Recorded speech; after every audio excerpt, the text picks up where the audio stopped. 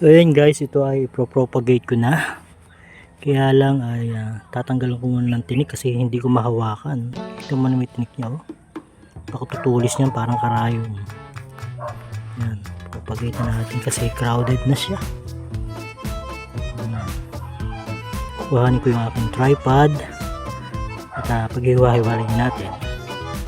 Mabidyohan natin. So please stay tuned. So yan guys, para safe nating maipropa, ay putulin muna natin mga matutulis na tinik. Sobrang tulis na.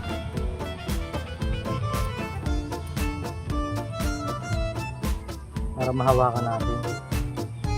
Nakakatulis ko yan.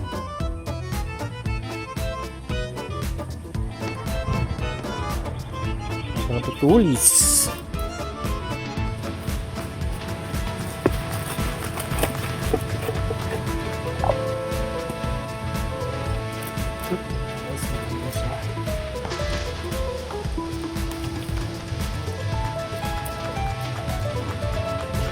Tinik. Ito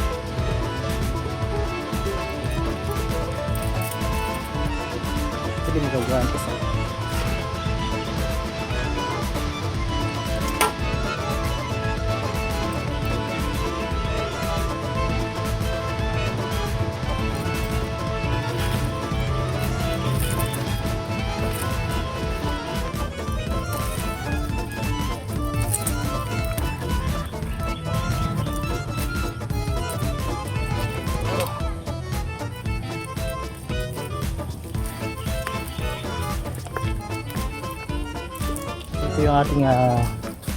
ito yung ating gagawing mother plant.